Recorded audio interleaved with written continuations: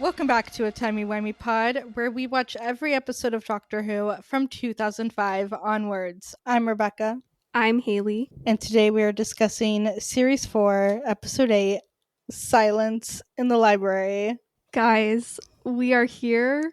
We have made it to one of the top two-parters in all of Doctor Who, in my opinion. And we finally get to talk about River Song. I'm so excited. I cannot wait. We were talking about this off mic, but this is really a turning point in Doctor Who from this episode onwards.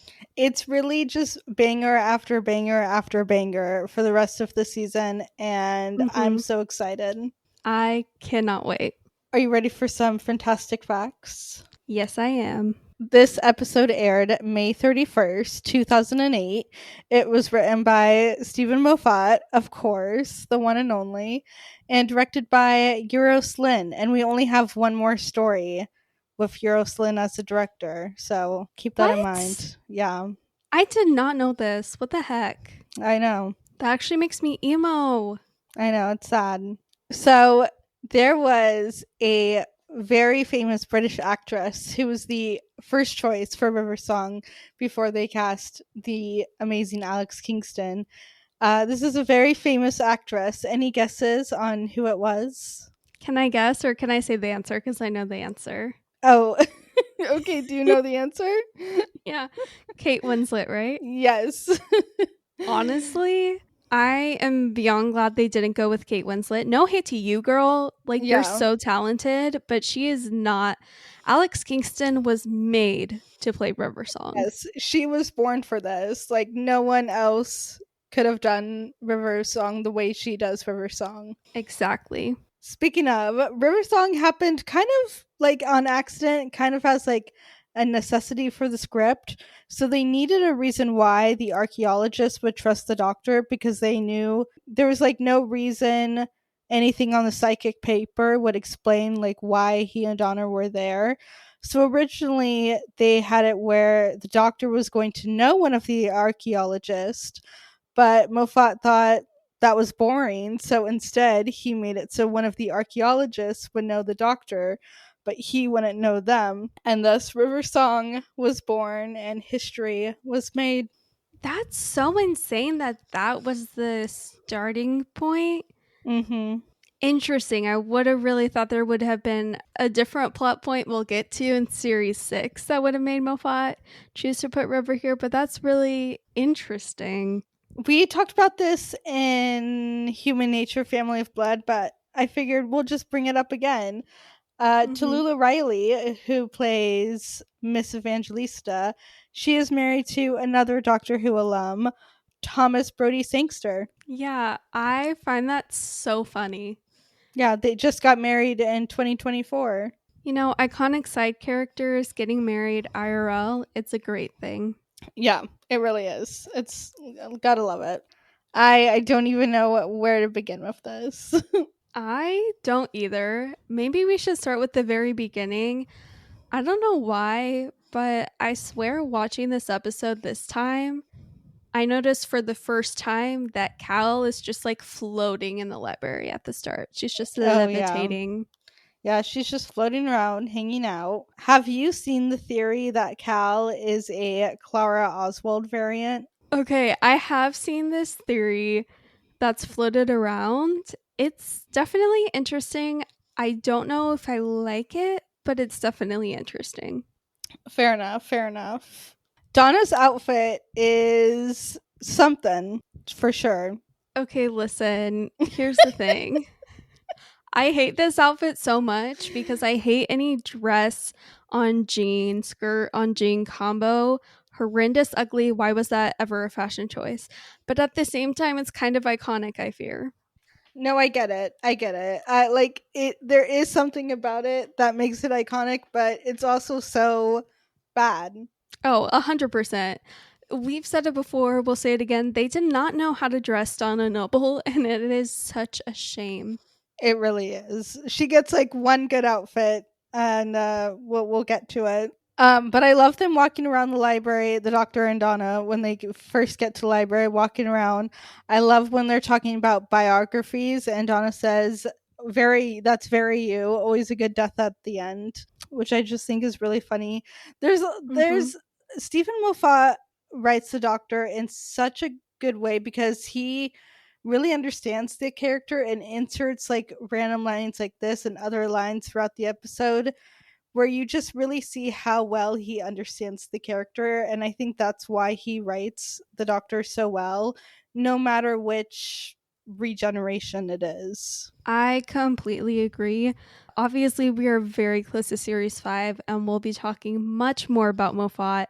And he definitely has his downfalls, but I agree with you in that his strength is in the lines and the speeches of the Doctor here in this two parter, the 11th Doctor, the 12th Doctor. He just has a way about it that I feel not really anyone else can match up against. No, I completely agree. There's a really funny moment when Donna's looking through one of the books and the Doctor says spoilers and says that tries to keep her away from any major plot developments, which I just find really funny. And I'm like, since when? Since when, Doctor? I love how she clocks him immediately and is like, traveling with you is like one big spoiler. It really is. Like, throwback Yeah. to the first date with Rose, he takes her to the destruction of Earth. Like, if that's not a spoiler, I don't know what is.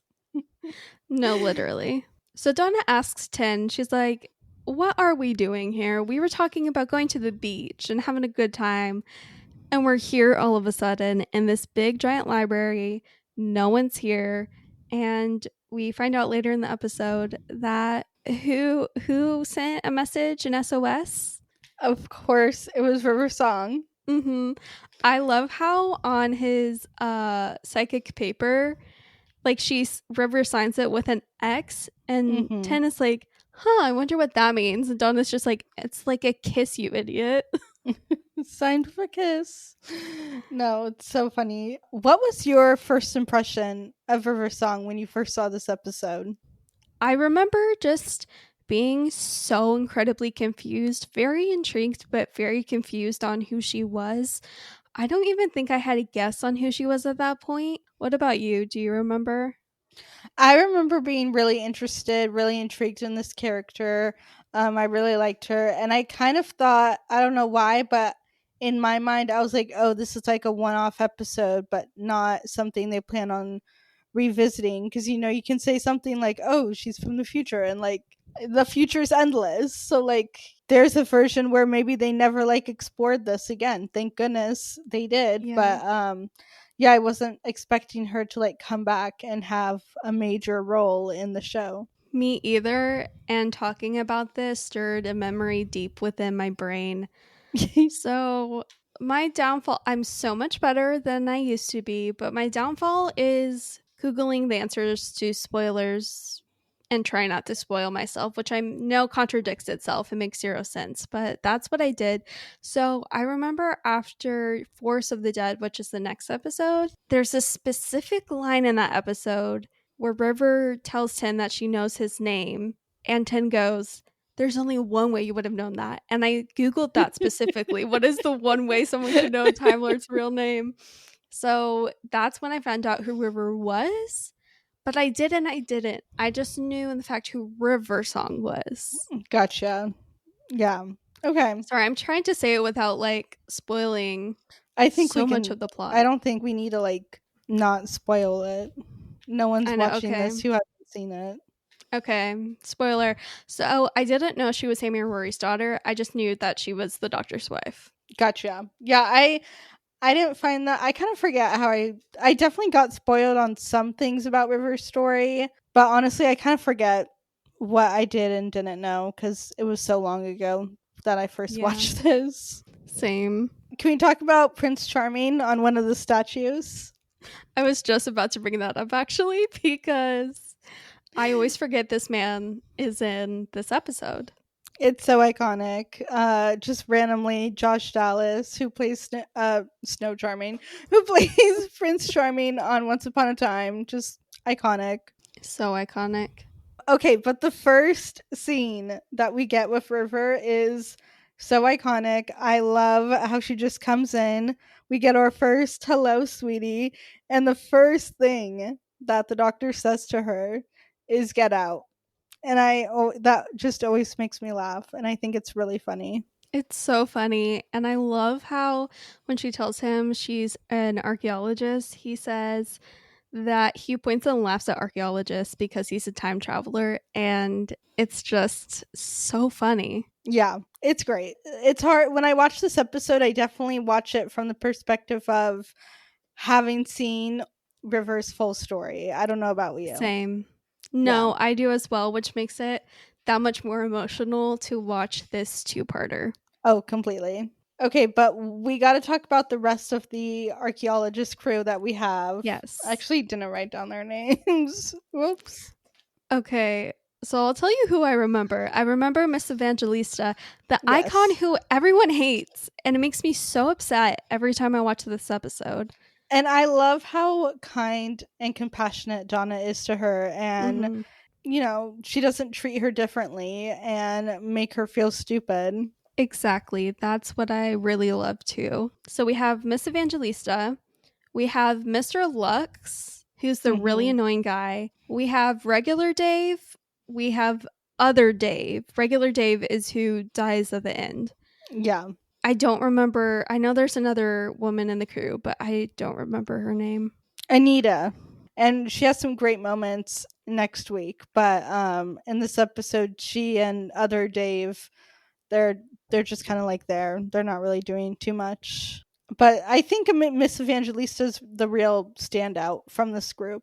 Oh, 100%. And it always devastates me and makes my heart drop that she genuinely is trying to be helpful. Everyone's ignoring her when like this passageway opens up and she ends up getting killed. The Vashta Nerada completely eat her skin off her bones, which is just so freaky. And something I want to say, and I guess we'll get into our thoughts on the Vashta Nerada, but it is so freaky and so haunting. Oh yeah, it is really freaky. And the moment where the doctor says that sometimes you can see it, like dust and sunlight, I was like, that's crazy. And yeah, this episode forever invented a phrase that every Doctor Who fan ever always says when the lights go out. Hey, who turned out the lights? It's unbearable. You'll hear it anytime lights go off. It's the way it's in my regular vocabulary, and Same. most people don't get the reference, but I do. Yes, same. I'm just saying it for no one to appreciate. Exactly. I've seen people mention from time to time that they really hope that Vashta Nerada will make a comeback in an episode. What are your opinions on that? I mean, I don't know. I guess like maybe it could be done well. Like maybe they could do something interesting, but also I don't need it to come back. I'm not wanting it to come back, but if it did, we'll give it a chance. But I'm definitely not one of the people saying, oh, it should come back. That's how I feel too. It needs to be done really carefully and really well for it to be a good comeback. I kind of like that it's contained to these two episodes, at least for now, in Doctor Who. No, I agree.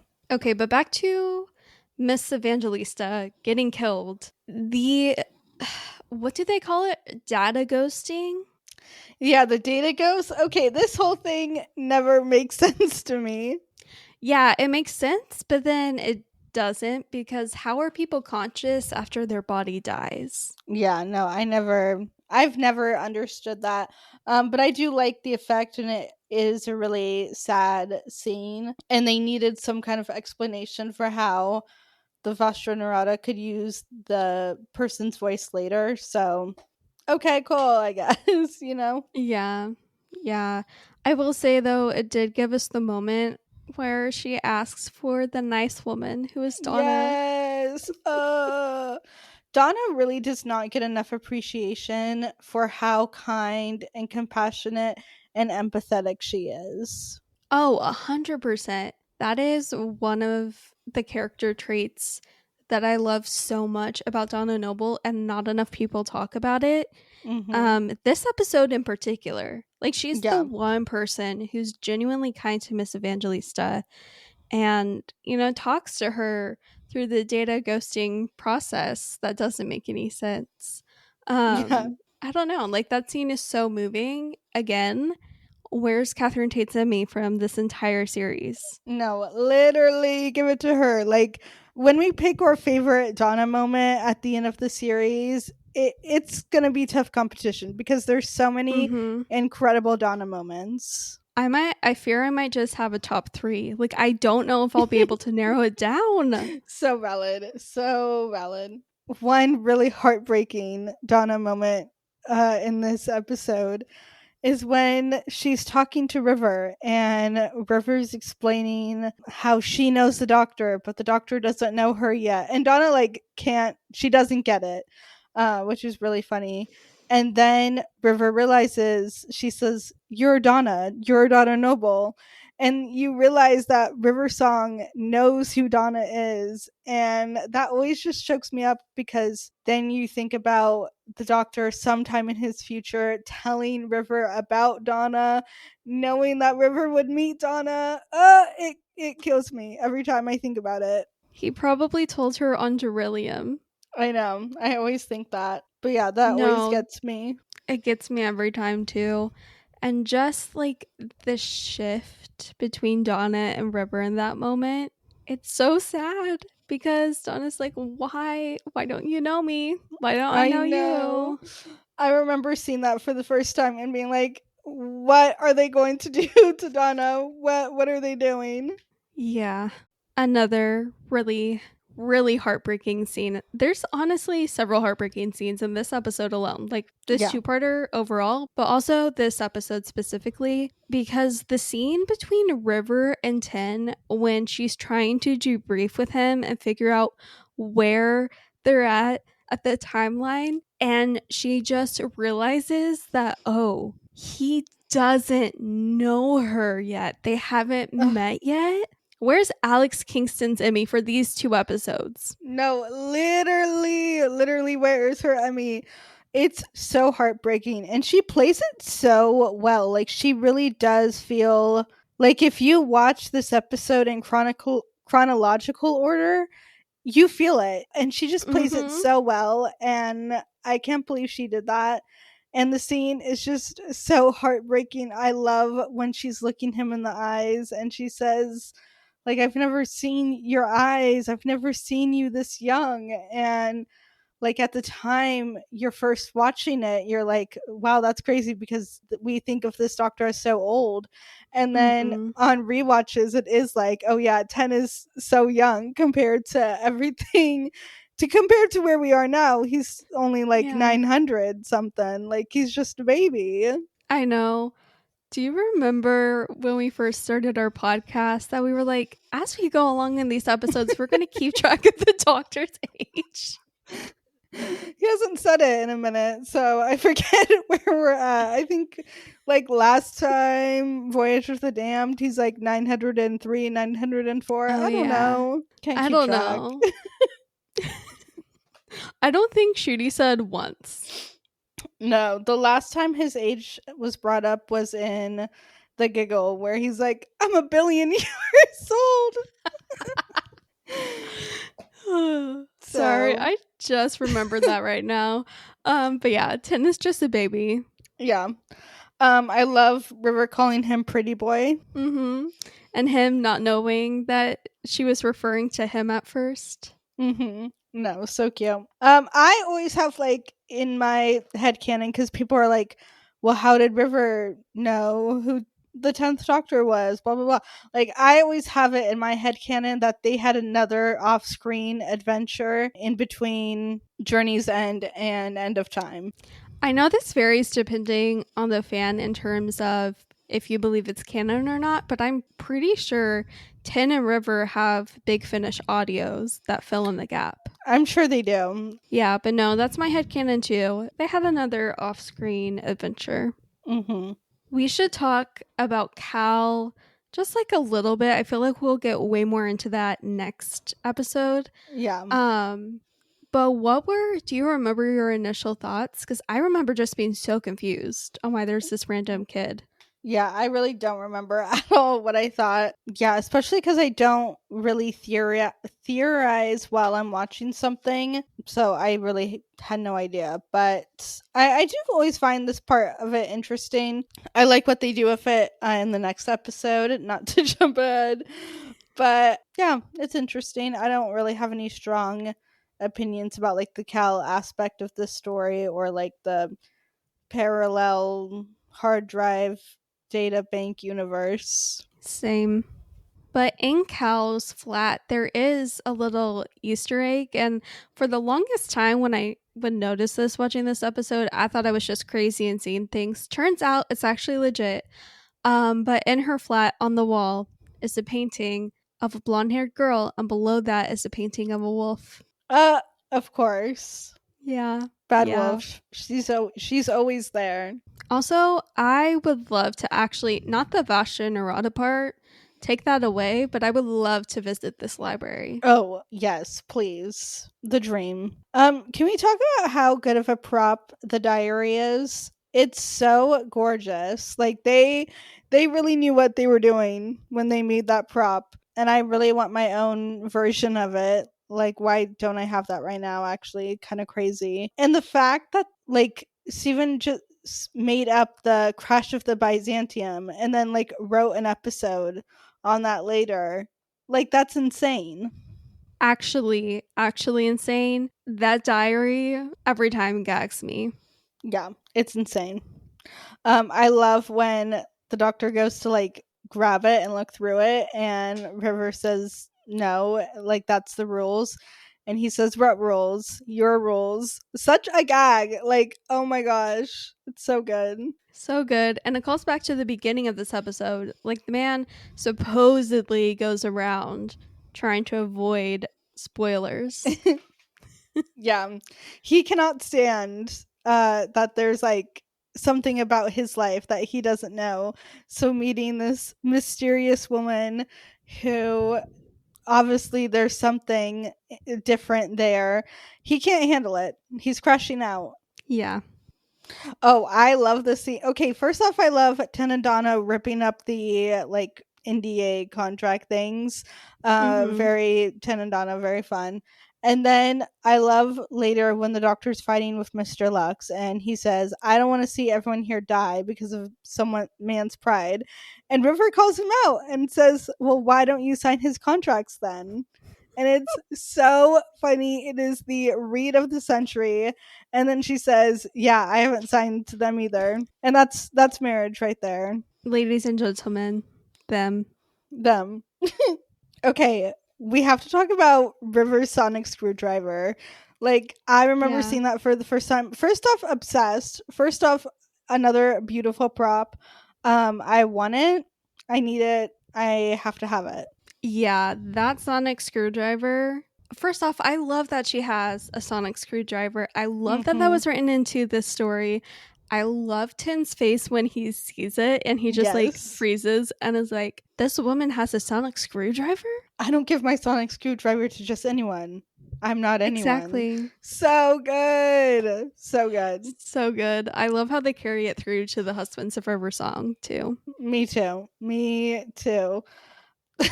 I love when he says it looks exactly like my screwdriver, even though it doesn't at all. No, it really doesn't. It's like a different color, I think. Yeah, different size, like a little bit of a different shape. It's so funny to me every time. Also, a blink and you'll miss it moment that I literally missed until now is that when this is like at the very end of the episode when they're trying to figure out a way out of the library and they go through the shop, Donna asks Tin, "Oh, we're in a shop. Is it time to do some shopping?" And he's like, "Not now, Donna. We don't have time." That's the 10th Doctor's obsession with a little shop. It's really funny. No, I love that scene where he tricks her to going like teleporting her to the TARDIS. And it's always really sad that is her demise, at least in the story.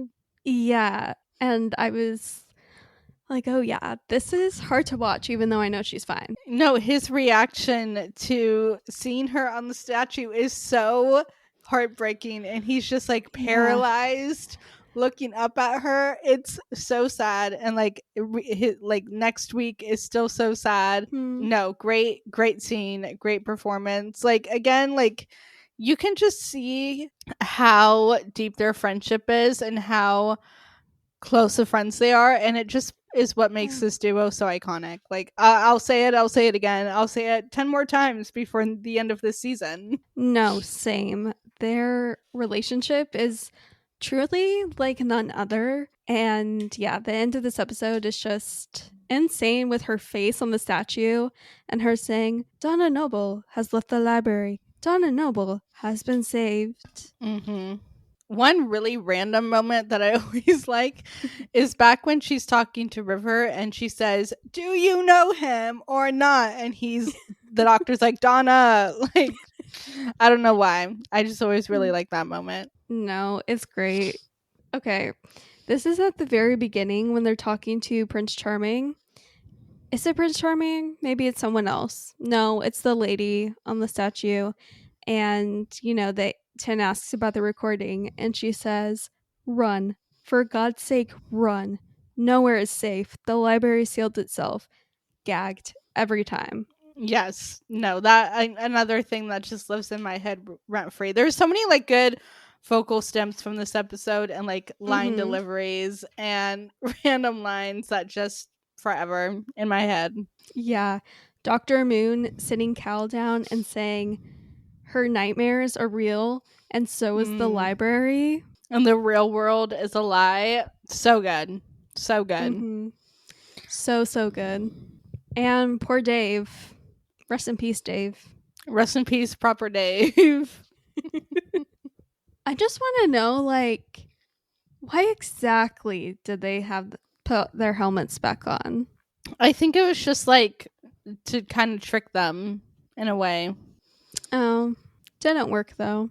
No. Oh my gosh, I forgot to mention an iconic moment. This is just a blip, but it's so iconic. The squareness gun. Oh my gosh, yes, the squareness gun. I love seeing it, and I love that Moffat has said he thinks River has it because she found it in the TARDIS because Jack left it behind. Oh my gosh, I was about to ask you how you think she procured it. That makes so much sense. Oh my gosh. Yes. No, I love that. I always think about that. But John Barrowman slander aside, it's a little bit of a shame that we never got River and Jack because that would have been a deadly duo. No, incredibly lethal, and I will forever be saddened that we never got that duo. Again, John Barrowman slander aside. Yeah.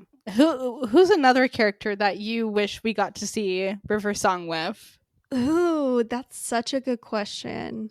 I always think River and Rose are a very dangerous but really interesting duo that I think I would have really enjoyed watching. Yeah, that would be a very, very interesting duo. Would it work? Would it not work? It would be very fun to watch. It would be very fun. I don't know what would happen, but also like 15 and River, I can see like 15 and Ruby and River like in the TARDIS hanging out. And it's a shame we never got that. Like, come on. No, I really I knew it wouldn't happen, and like I wanted it to happen but didn't want it to happen. But I wish at the same time 15 and River happens because that duo, I'm scared what would have happened, honestly. It's too dangerous. They had to keep it from us. Yeah, they did. It would be very interesting to see an interaction between Jackie and River. Not like traveling together, but just in general. No, I get it. I see the vision. Thank you.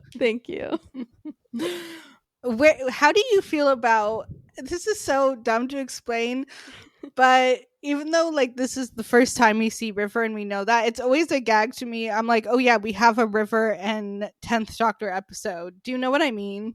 No, I always forget that fact. Yeah, like it's kind of a gag when you think about it. It's like, oh yeah, like this is where we see her, and like yeah, she's coming on next season, but it still feels like so early here. Yeah, it's always a gag, a tease.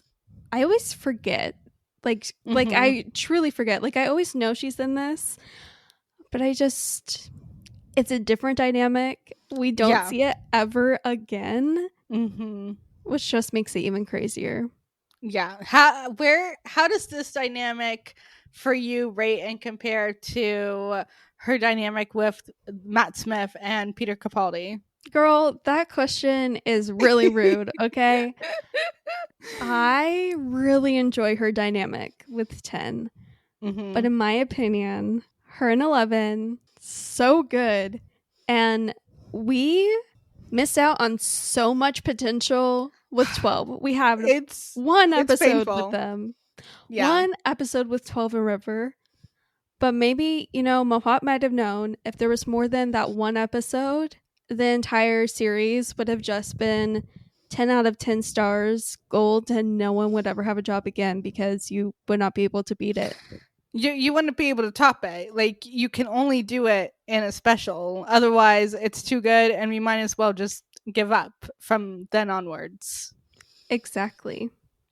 No, I agree. This dynamic I think is really interesting. I think like the 10th Doctor is the best Doctor in a way to have this introduction because he is one of the first Doctors that's more open to love, but also at this point he's more closed off again because he's been heartbroken because of everything that happened with Martha.